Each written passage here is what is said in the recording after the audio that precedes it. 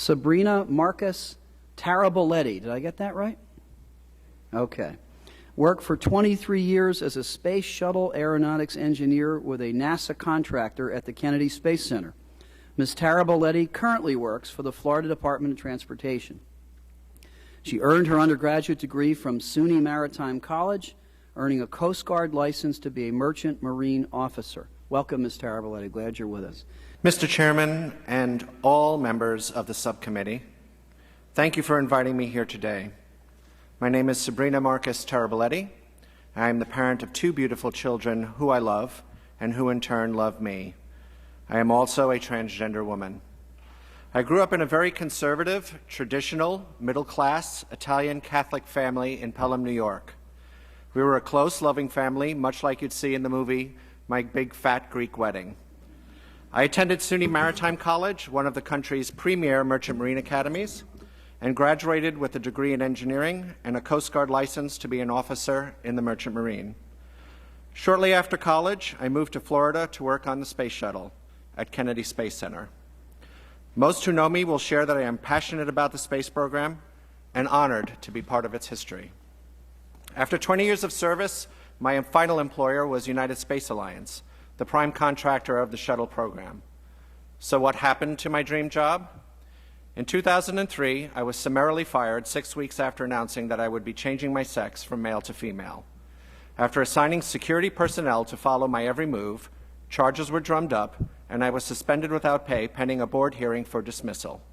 I was escorted off the Space Center grounds and told not to return. I was told the actions were the result of an investigation initiated by an anonymous hotline call. To my knowledge, I was the fourth person attempting transition at the Space Center while trying to keep their job. The first three before me also failed. The first woman was a union machinist who could no longer take the harassment of her fellow employees and left the center to find work elsewhere. The second woman was isolated and given no work to do. She was fired after she made enough mistakes. The last woman was a launchpad technician who was jeered and scoffed at until she finally took her own life, an all too common occurrence. We fail because there are no formal transgender policies or procedures at the Space Center. There are no policies because there are no laws at the state or federal level requiring employees to have them. My future, therefore, was left up to the interpretation of people who have no education in transgender issues or needs. Worse yet, no one really cares or wanted to learn, even though I made a diligent effort to educate them. It was easier for them to find a way just to have me removed. I cannot tell you how meaningless life feels when an event like this happens. I didn't know where to turn or what future I had. I was humiliated. I was fired. After 20 years of service, I received no severance pay, nor was I allowed to collect unemployment. I have had to tell future employers or future potential employers I was dismissed. It has made finding new employment almost impossible. What is even more troubling is that I had anticipated the possibility of my job lost and worked furiously to avoid it. I reached out to my management, my coworkers, HR, and even the associate administrator of EEO for NASA, but there was no help from any level. 4 years later, after submitting what seems like hundreds of applications, I have not been able to find a new position in the space program, which is not only the field I love, but is one of the few industries in my area where an engineer like me can find a job. There are those who believe that being transgender is a lifestyle or a choice. Personally, I have lost my wife, most of my assets, and my home in divorce.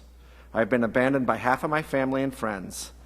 At the same time, I've had to find the $70,000 to $90,000 of funding and endure the extreme pain of electrolysis and the various other surgeries required to complete the transition from male to female.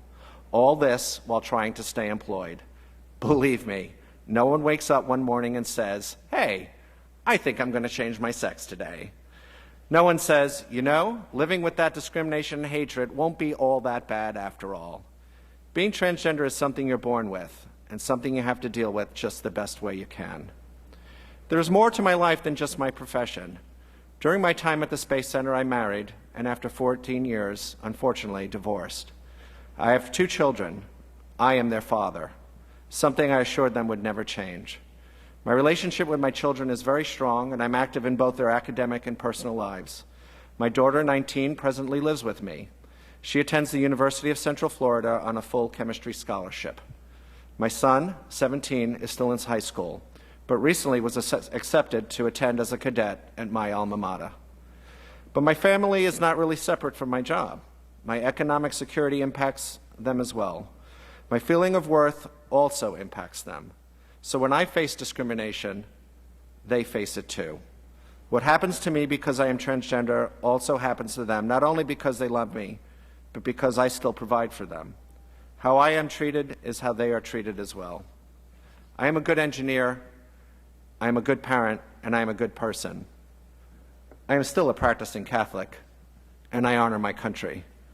I do not deserve the job discrimination that I faced. People should be judged by the quality of their work, by the quality of their character. So many of us face what I have faced. More are preparing to face it in the future. It needs to stop.